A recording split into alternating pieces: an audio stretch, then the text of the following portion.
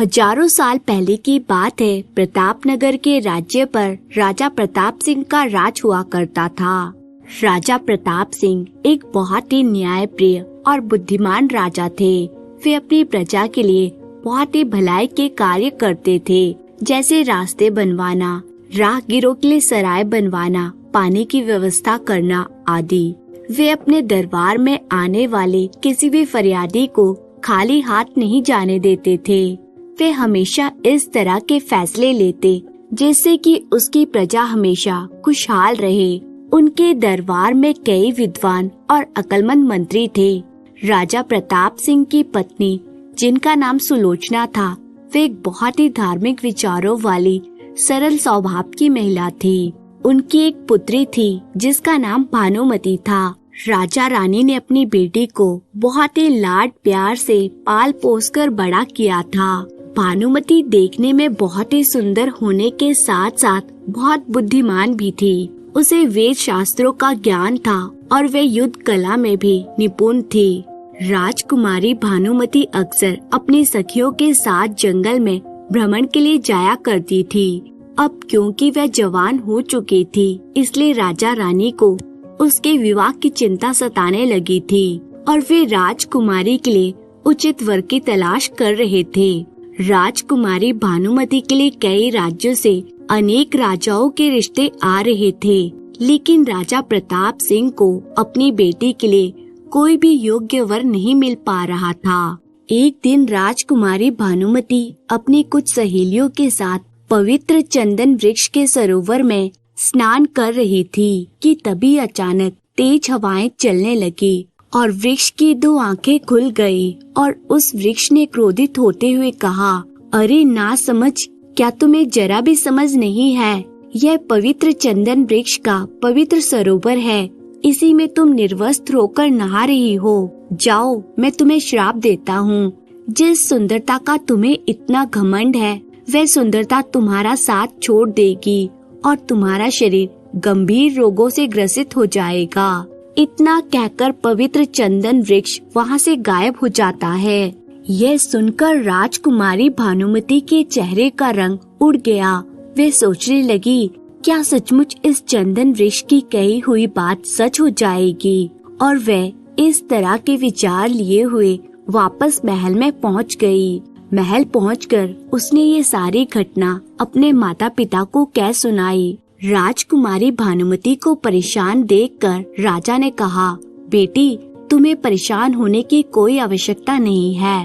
भला किसी पेड़ की कही हुई बात का हम पर क्या असर होने वाला है?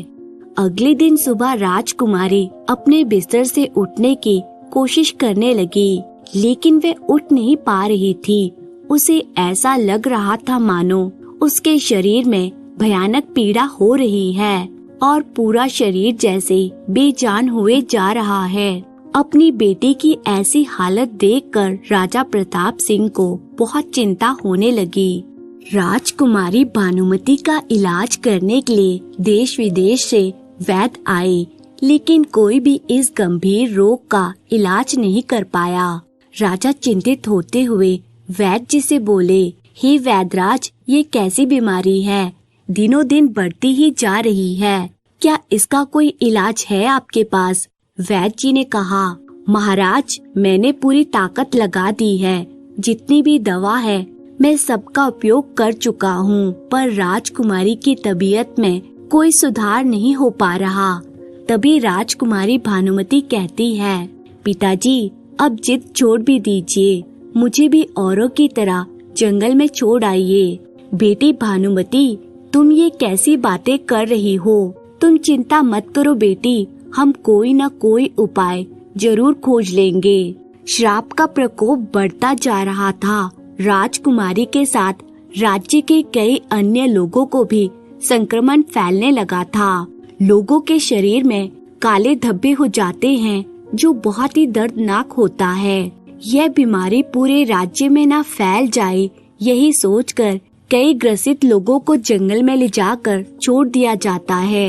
वैद्य जी ने राजा से कहा, सुनिए महाराज, जहाँ दवाई काम नहीं आती, वहाँ दुआ काम आती है।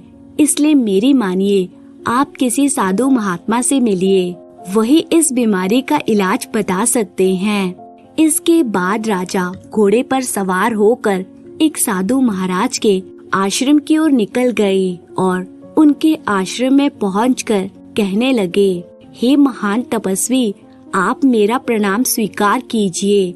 मेरा नाम राजा प्रताप सिंह है। मैं आपके शरण में आया हूँ। कृपया करके मेरी सहायता कीजिए। साधु महाराज ने कहा, बताइए राजा प्रताप सिंह, कैसे आना हुआ? हे साधु महाराज, आप तो परम ज्ञानी हैं, आपसे भला क्या छुपा है?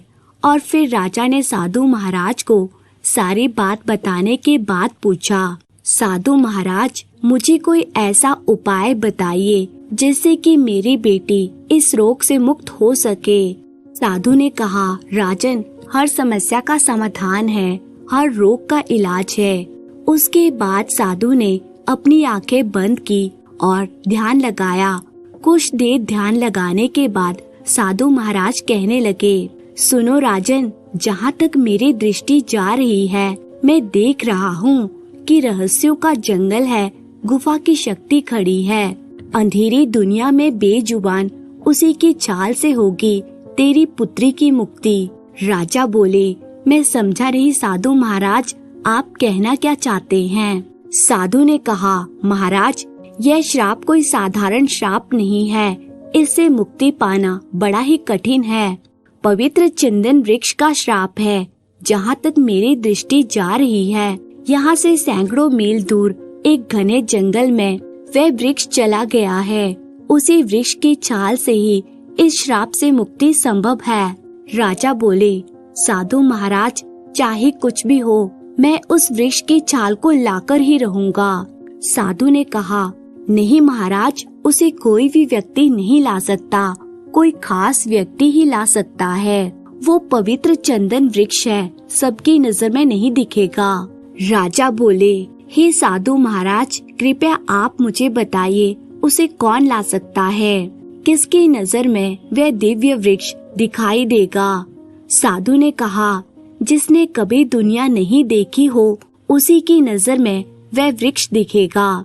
राजा बोले, साधु महाराज, ऐसा इंसान कौन हो सकता है? साधु ने कहा, जिसने इस दुनिया में रहकर भी इस दुनिया को नहीं देखा हो। यह रास्ता इतना आसान नहीं है महाराज। सबसे पहले तो आपको स्वयं ही उस खास इंसान को ढूंढना होगा।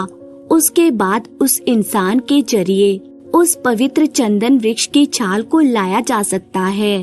राजा ने कहा, तो फिर ठीक है साधु महाराज, मैं आज ही उस खास व्यक्ति की तलाश शुरू कर देता हूँ। एक बात और ध्यान से सुनिए राजन, आपको अपना सारा राजपाट त्याग करके उस व्यक्ति की तलाश करनी होगी, तभी आप उस व्यक्ति तक पहुँच पाएंगे। यह भी एक नियम है, इस नियम का भी आपको पालन करना होगा। राजा साधु महाराज से मिलने के बाद अपने राजमहल आ जाते हैं। राजा प्रताप सिंह चिंतित रहते हैं। तभी महारानी वहाँ आती है और राजा से पूछने लगती है, क्या हुआ महाराज? साधु महाराज ने क्या कहा राजकुमारी के बारे में? राजा कहते हैं, महारानी आप चिंता ना करें, उन्होंने इस रोग से बचने का उपाय बताया है। उपाय है तो कठिन, लेकिन आप भगवान पर भरोसा रखिए। रानी, ऊपर वाले ने चाहा तो सब कुछ ठीक हो जाएगा।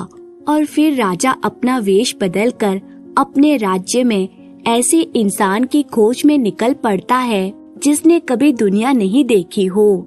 इधर उसी राज्य के एक गांव में 3 भाई रहते थे। 2 भाई तो बिल्कुल स्वस्थ थे और सबसे छोटा भाई बंसी जन्म से ही अंधा था। दोनों बड़े भाई अक्सर छोटे भाई बंसी को ताना मारा करते थे, अरे तू कब तक हमारी जिंदगी पर बोझ बनकर बैठा रहेगा? कोई काम काज तो करता नहीं है, बस आराम की रोटी खाता रहता है। बंसी कहता है, अरे भैया, आप ये कैसी बातें कर रहे हैं? मैं जन्म से अंधा हूँ, मैं भला क्या काम कर सकता हूँ? फिर भी मैं इन गन्नों को छांट रहा हूँ ना। बड़े भाइयों ने कहा, हाँ, बस यही एक बहाना रोज बनाता है तू कि मैं अंधा हूँ, मैं तो कुछ कर नहीं सकता। बंसी बोला, अरे भैया, आप दोनों ने तो पहले ही मेरे हिस्से की सारी जमीन ले ली है। अब आप मुझसे क्या चाहते हो? मैंने तो कभी आपसे कुछ नहीं मांगा। भाइयों ने कहा, अरे देखो तो कैसी जुबान चलाता है। हाथ पैर तो चलते नहीं, आंखों से तो दिखता नहीं, लेकिन जुबान बहुत तेज चलती है इसकी। जब भी तुझे देखते हैं कोई न कोई समस्या आ ही जाती है। तो अभी के अभी हमारे घर से बाहर निकल जा। अगर तू हमारे घर में रहेगा तो ऐसे ही हमारे साथ अनहोनी होती रहेगी। मनहूस कहीं का, जा निकल जा हमारे घर से। और फिर बंसी को उसके दोनों बड़े भाइयों ने धक्के मारकर घर से बाहर निकाल दिया। बंसी अपने गन्नों को लेकर गांव-गांव बेचना शुरू कर देता है। दूसरी तरफ राजा प्रताप सिंह दुखी होकर सोचते हैं, हे भगवान, मैं पूरे राज्य घूमकर देख चुका हूँ, पर मुझे ऐसा कोई भी व्यक्ति दिखाई नहीं दिया जिसने अपनी आंखों से इस दुनिया को ना देखा हो। अब मैं क्या करूँ? हे भगवान, मुझे कोई रास्ता दिखाओ। राजा उदास होकर महल की ओर लौट ही रहे थे कि तभी रास्ते में उन्होंने देखा कि एक अंधा लड़का सिर पर गन्ने के गट्ठर लिए हुए जा रहा था। राजा कुछ देर तक उसे देखता रहा। जल्दी राजा को समझ आ गया कि वह व्यक्ति अंधा है। राजा ने तुरंत बंसी को आवाज लगाई और पूछा, अरे नौजवान, तुम कहाँ जा रहे हो? जरा ठहरो तो। बंसी बोला, मैं और कहाँ जाऊंगा महाशय, बस ये गन्ने बेच रहा हूँ। इन्हें बेचकर कुछ पैसे मिल जाएंगे, मेरा गुजारा हो जाएगा। राजा बोला, क्या ये कैसे संभव है? बिना देखे तुम कैसे हिसाब कर लेते हो? वैसे तुम्हारा नाम क्या है? मेरा नाम बंसी है। मैं जन्म से ही अंधा हूँ, पर मेरा मन ही मेरा दर्पण है। हिसाब मेरा सच्चा है, जो दे तो ठीक, ना दे तो भी ठीक। मैंने कभी दुनिया नहीं देखी, परंतु पेट के लिए कुछ न कुछ तो करना ही पड़ेगा, वरना यहाँ तो अपने ही अपनों को दुख देते हैं, धोखा देते हैं। उसकी बात सुनकर राजा प्रसन्न हुआ और सोचने लगा, अरे वाह, मुझे तो आज वो इंसान मिल ही गया जिसने कभी दुनिया नहीं देखी है। बंसी बोला, बताइए महाशय, क्या आपको भी गन्ना चाहिए? अरे वाह बंसी, तुम तो बड़े कमाल के आदमी हो। अच्छा चलो, मेरे पास कुछ सिक्के हैं, इनके बदले तुम मुझे कुछ गन्ने ही दे दो। राजा ने बंसी को कुछ सिक्के दिए। बंसी उन सिक्कों को परखने लगता है और कहता है, महाराज, इन सिक्कों के बदले तो आप मेरे सारे गन्ने ले सकते हो। राजा बोला, मैं कोई राजा नहीं, मैं तो भाई एक साधारण व्यापारी हूँ, तुमसे सौदा कर रहा हूँ। बंसी बोला, नहीं महाराज, मैंने कहा ना, मैं अंधा जरूर हूँ, पर मैं दुनिया को अपने मन से देखता हूँ, दिल दिमाग से देखता हूँ, परखता हूँ। हाँ भाई हाँ, सच में तुम तो बड़े ही होशियार हो, चतुर हो। अच्छा बताओ, यह सब तुमने कैसे पता लगाया कि मैं कोई राजा हूँ? देखिए महाराज, यह जो आपने मुझे सिक्के दिए हैं, पहली बात तो इसमें जो चिन्ह अंकित हैं, यह तो राजघराने के हैं, इनके स्पर्श से ही पता चलता है। दूसरी बात, इनके सुगंध से पता चलता है कि ये राजकोष के जमा सिक्के हैं।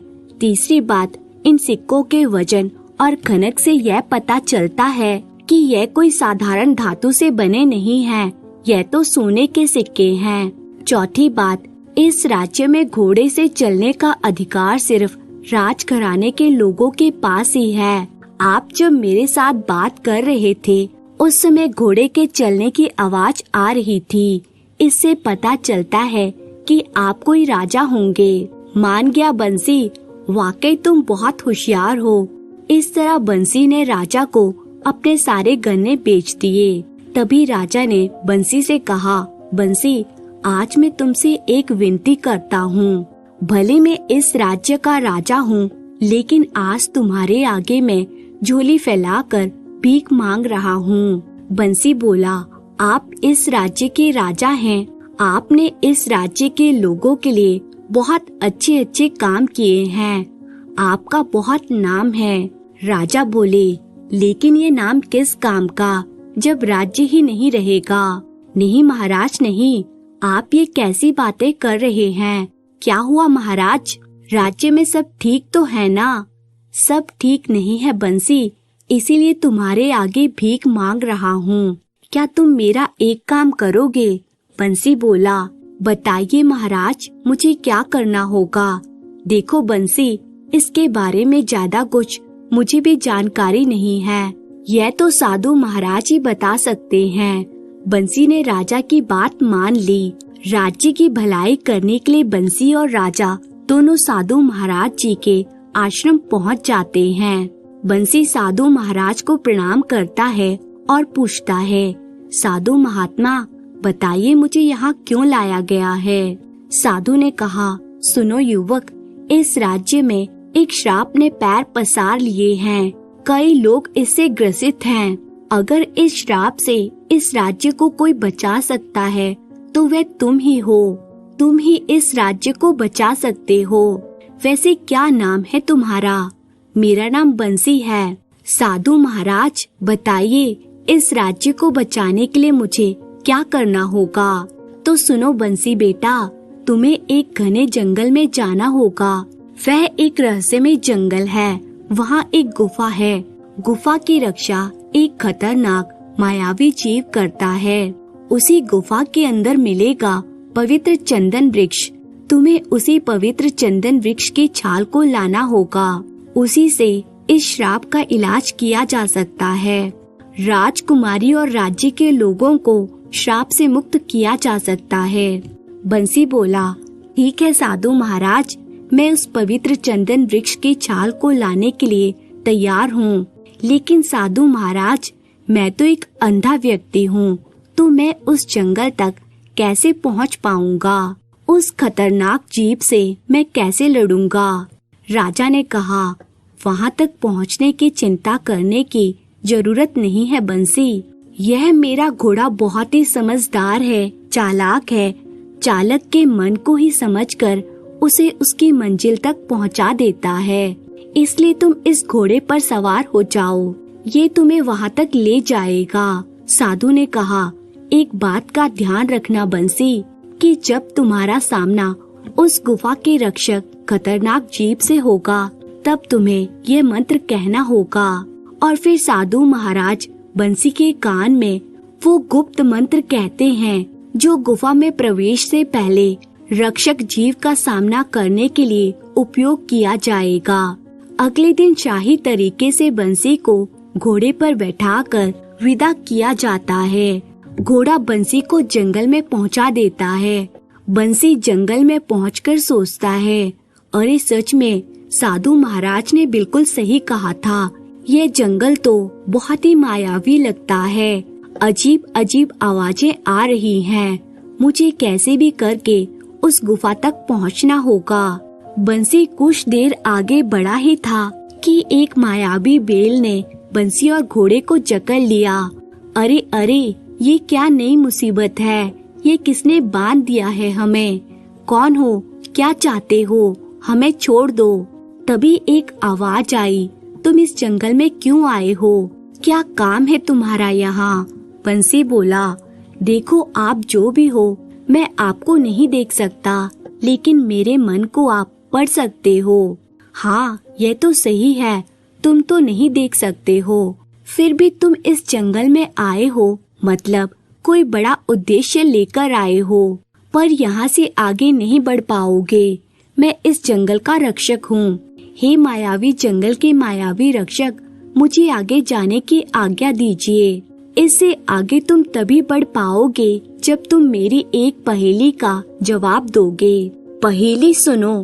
करती नहीं यात्रा 2 गज, फिर भी दिन भर चलती है, रसवंती है, नाजुक है, लेकिन गुफा में हरदम रहती है। बताओ इसका उत्तर क्या है?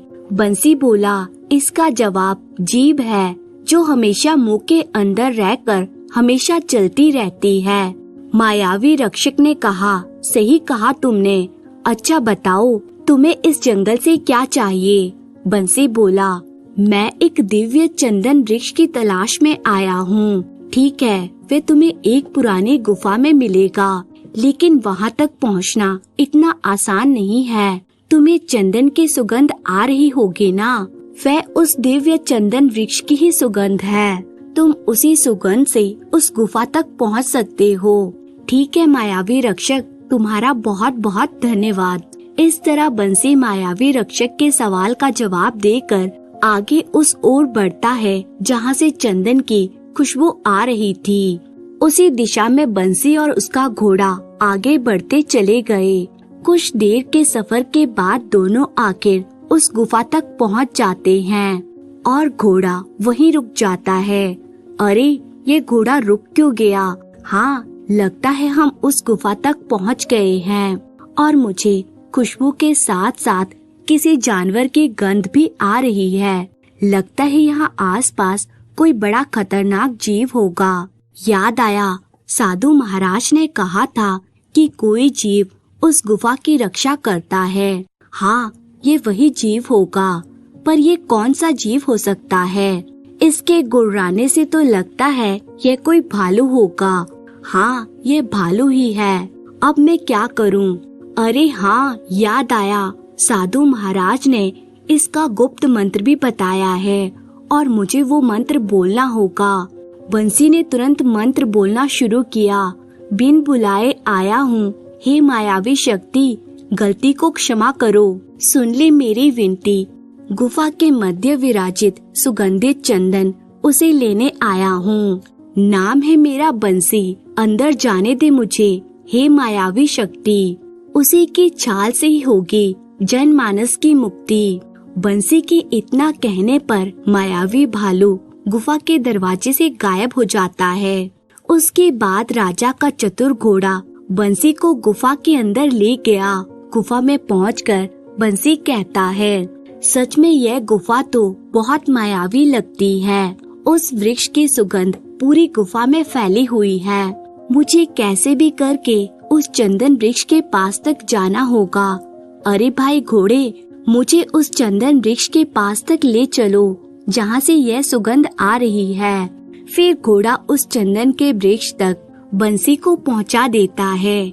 लगता है हम उस वृक्ष के नीचे आ गए हैं। कहाँ है वे पवित्र चंदन वृक्ष? घोड़ा थोड़ा और आगे चलता है और ठीक चंदन के वृक्ष के नीचे पहुँच जाता है। बंसी उस पवित्र चंदन वृक्ष को छूकर समझ जाता है, यह तो वही चंदन का वृक्ष है। इसे स्पर्श करने से ही पता चलता है कि यह अत्यंत दुर्लभ है। सच में इतनी मेहनत के बाद आखिरकार मुझे मंजिल मिल ही गई। बंसी ने जैसे ही वृक्ष को स्पर्श किया, वृक्ष की आँख खुल जाती है और वो कहता है, अरे कौन हो तुम? क्या तुम्हें अपनी जान की परवाह नहीं है? बंसी बोला, क्या तुम मुझसे बात कर सकते हो? वृक्ष ने कहा, तुम जिसे खोजने आए हो मैं ही हूँ, पवित्र चंदन वृक्ष। बंसी बोला, हे चंदन वृक्ष प्रणाम। पवित्र चंदन वृक्ष, मेरा नाम बंसी है। आपके श्राप से राजा प्रताप सिंह का राज्य गंभीर बीमारी से ग्रस्त है। मैं राजकुमारी और उनके राज्य की रक्षा करने के उद्देश्य से ही आपकी छाल लेने आया हूँ। वृक्ष ने कहा, सुनो बंसी, तुम निस्वार्थ भाव से अपने राज्य के लोगों की रक्षा के लिए यहाँ आए हो, इसलिए मैं तुम्हें निराश नहीं करूँगा। जाओ बंसी, आज के बाद तुम भी इस दुनिया को देख सकोगे। तुम्हारी आँखों की रोशनी वापस आ जाएगी। पवित्र चंदन के औषधि तत्व बंसी के अंदर प्रवेश करने लगे। बंसी की आँखों की रोशनी आ गई। बंसी अब देख सकता था।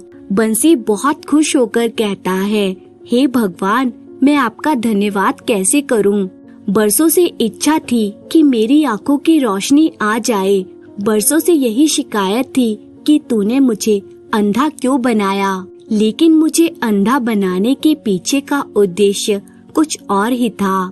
मैं आज समझ पाया हूँ। दूसरों की भलाई करते करते मेरा भी भला हो गया। किसी ने सही ही कहा है, कर भला तो हो भला। हे पवित्र चंदन वृक्ष, मुझे दिव्य गुण वाली अपनी छाल दीजिए, जिससे कि मैं अपने राज्य के लोगों के प्राणों की रक्षा कर सकूं।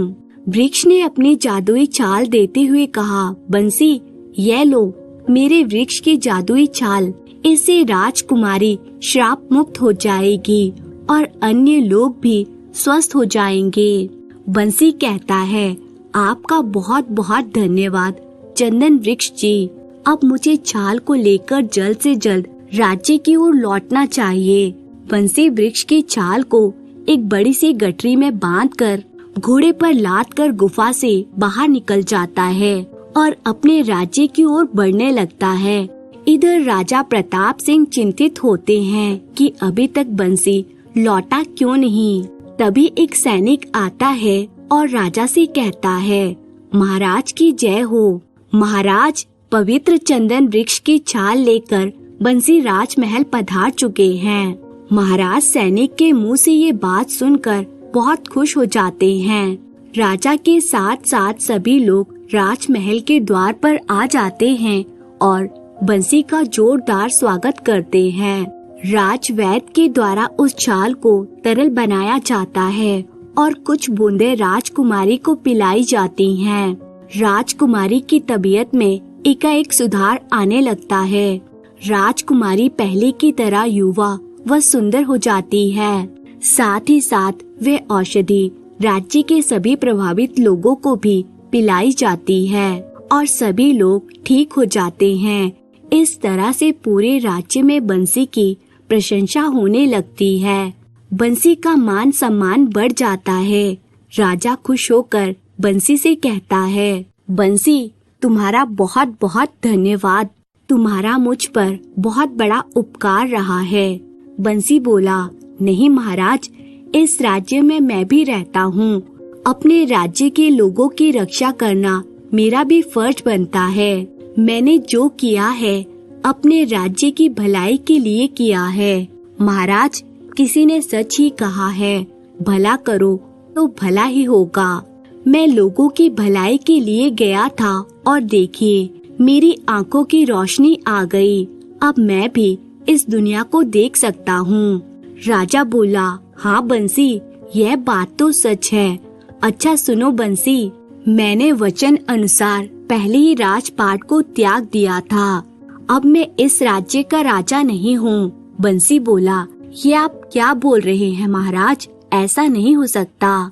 राजा ने कहा, बंसी, उस रहस्यमय जंगल में जाने से पहले मुझे एक खास व्यक्ति की तलाश करनी थी। नियम अनुसार मुझे एक ऐसे व्यक्ति की तलाश थी जिसने दुनिया को नहीं देखा हो। लेकिन तलाश करने का भी एक नियम था कि मुझे निस्वार्थ रूप से राजपाट का त्याग करना होगा। इसलिए मैं तुम्हें खोजने से पहले ही राजपाट का त्याग कर चुका हूँ। अब मैं अपने वचन से मुकर नहीं सकता। मैं अब साधु महाराज के आश्रम जा रहा हूँ। अब मेरा बाकी का जीवन साधु सन्यासियों के साथ ही बीतेगा।